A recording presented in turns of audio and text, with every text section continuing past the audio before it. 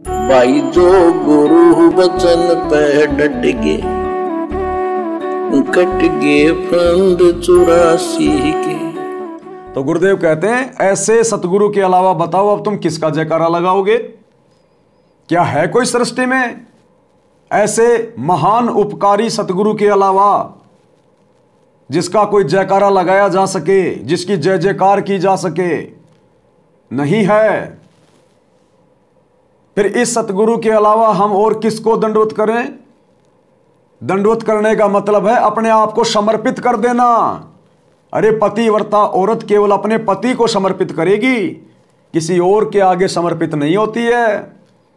तो बताओ ऐसे सतगुरु को दंडवत करने के अलावा अब हम और किसको दंडवत करें?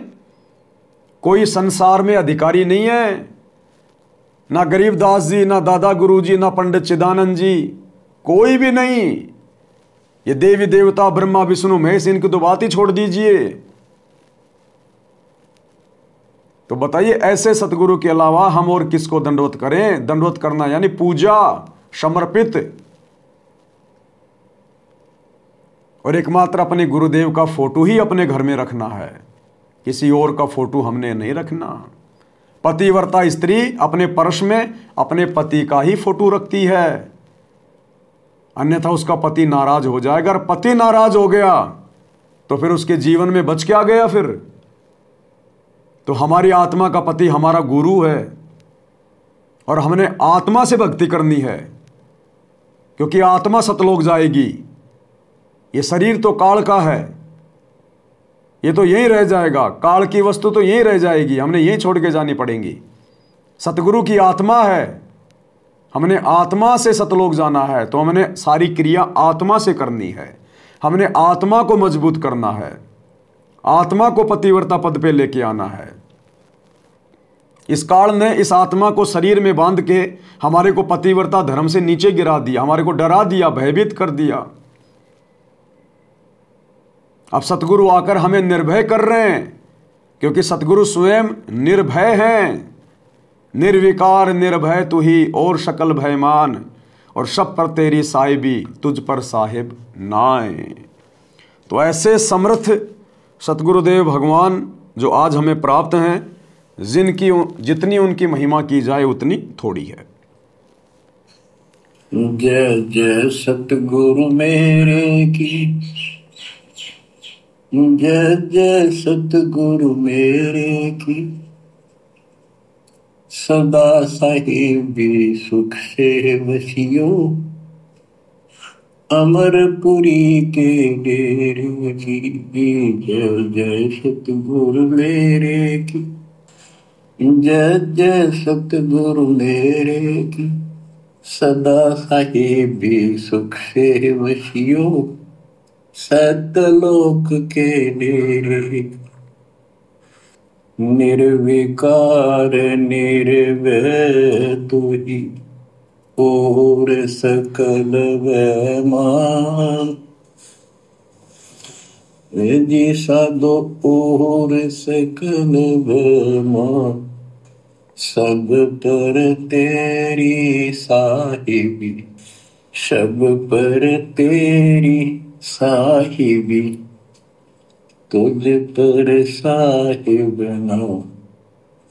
निर्विकार निर्भय।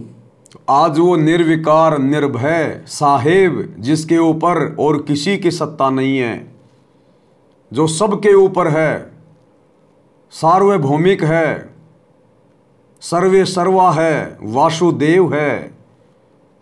आज हमें ऐसे सतगुरुदेव भगवान की शरण प्राप्त हुई है।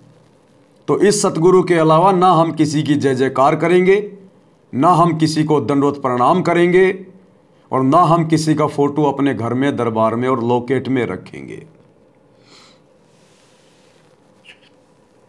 बच्चों, परमपिता परमात्मा कबीर जी सारी सृष्टि के मालिक हैं, कुल के मालिक हैं, सबके उत्पत्ति करता, सबके दान पोषण करने वाले, कर्मों के बंधन को काट के काल से छुड़वाने वाले बंदी छोड़ है। क्या है बंदी छोड़? कौन है बंदी छोड़? कबीर जी। क्या है कबीर जी? सारी सृष्टि को रचने वाले, सबके उत्पत्ति करता, सबका पालन पोषण करने वाले, सबके कर्म के बंधनों को काटने वाले बंदी छोड़ हैं। बंदी छोड़ एक हैं या अनेक हैं? आप कहोगे बंदी छोड़ तो एक ही है पूरी सृष्टि में, दूसरा कोई बंदी छोड़ हो ही नहीं सकता। बंदी छोड़ यानी काल के कर्म बंधनों से छुड़वाकर जो हमें सतलोक ले जाए, मोक्ष दिला दे, उसको कहते हैं बंदी छोड़, बंधनों से छुटकारा दिलाने वाला। आप कहेंगे कबीर जी के अलावा दूसरा बंदी छोड़ सृष्टि में नहीं है, तो गुरुदेव कह रहे हैं कि वो बंदी छोड़ है, वो कबीर भगवान है। और एक छोटा सा सत्संग गुरुदेव के मुख कमल से, जिसमें गुरुदेव ने स्पष्ट कर दिया कि जो पूर्ण गुरु होगा, जो पूर्ण गुरु होगा वो बंदी छोड़ होगा, बंदी छोड़। तो आज हमारे गुरुजी पूर्ण गुरु है या नहीं है? पूर्ण सतगुरु है या नहीं है? आप कहोगे हमारे गुरुजी के अलावा तो कोई दूसरा पूर्ण गुरु सृष्टि में है ही नहीं। तो सतगुरु तो खुद कह रहे हैं कि जो पूर्ण गुरु होगा वो बंदी छोड़ ही होगा। एक बार सुन लीजिए। अपने गुरुजी के प्रति ऐसी विनम्रता हो, बंदी छोड़ है गुरु, क्योंकि गुरु होगा वो बंदी छोड़ ही होगा। बाकी नकली गुरु है, वो गुरु भी नकली गुरु है और वो बंदी छोड़ हो ही नहीं सकते। तो जो सही गुरु होगा वो बंदी छोड़ होगा। अमर करूं सतलोक पठाऊं, ताते बंदी छोड़ कहाऊं। क्या कह रहे हैं गुरुदेव? जो पूर्ण गुरु होगा, जो सही गुरु होगा वो बंदी छोड़ ही होगा। तो आज सतगुरु रामपाल जी पूर्ण गुरु हैं या नहीं है? सही गुरु हैं या नहीं है? आप कहोगे हैं। तो फिर क्या हुए सतगुरु रामपाल जी? बंदी छोड़। और बंदी छोड़ सृष्टि में एक ही होता है। फिर शुरुआत में गुरुजी ने जो कहा कि कबीर ही बंदी छोड़ है, तो फिर आज हमारे गुरुजी कौन हैं? स्वयं बंदी छोड़ हैं, स्वयं कबीर जी हैं हमारे गुरुजी। इसलिए हमने अपने गुरु के अलावा किसी भी अन्य बंदी छोड़ समझे जाने वाले की फोटो अपने घर पे नहीं रखनी है। वो दाढ़ी मूंछ वाली कबीर जी के समझे जाने वाली नकली फोटो, मुर्दा फोटो, हाथ से बनाई गई फोटो, वो हमने अपने घर पर, अपने दरबार में, अपने लॉकेट में नहीं रखनी।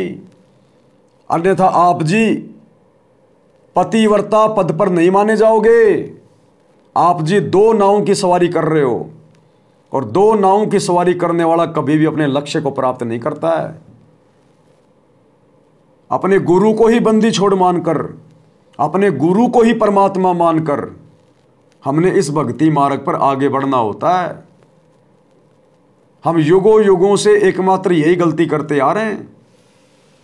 हम अपने गुरु को, सतगुरु को परमात्मा नहीं मानते, अपने जैसा मानुष मान लेते हैं, माँ के गर्भ से जन्म लेकर आया हुआ मानते हैं। वो तो लीला करता है जिसको हम समझ नहीं पाते, और अपने जैसा मानुष मानकर उनके साथ व्यवहार करते हैं, और उनके धरती पर रहते सहते हम किसी और में परमात्मा देखकर उसको परमात्मा मानते रहते हैं। जिस प्रकार आज सतलोक आश्रमों से जुड़ी हुई लाखों की संगत जून के महीने में उस दाढ़ी मूंछ वाली नकली फोटो का कबीर समझकर कबीर प्रकट दिवस मनाती है, यानी गुरु बना रखा सतगुरु रामपाल जी को, और कबीर भगवान मानकर पूज रही है उस दाढ़ी मूंछ वाली नकली कबीर की नकली फोटो को। तो ये दोगली भक्ति है, ये व्यभिचारणी भक्ति है, वैश्या भक्ति है। इस प्रकार की व्यभिचारणी भक्ति को गीता जी में मना किया गया है। काल को भी पसंद नहीं है व्यभिचारणी भक्ति। काल भी कहता है गीता अध्याय 7 श्लोक नंबर 12 से 15 में कि तीनों गुणों के द्वारा जिनका ज्ञान हरा जा चुका है, ऐसे मनुष्यों में नीच दूषित कर्म करने वाले मूढ़ राक्षस प्रवृत्ति के लोग मुझे भी ना पूछते। यानी काल को भी केवल पतिव्रता भक्ति पसंद है, केवल अव्यभिचारणी भक्ति पसंद है। यदि कोई काल के ओम नाम का भी जाप करता है और साथ में ब्रह्मा विष्णु महेश को भी पूजता है तो काल उससे नाराज होता है।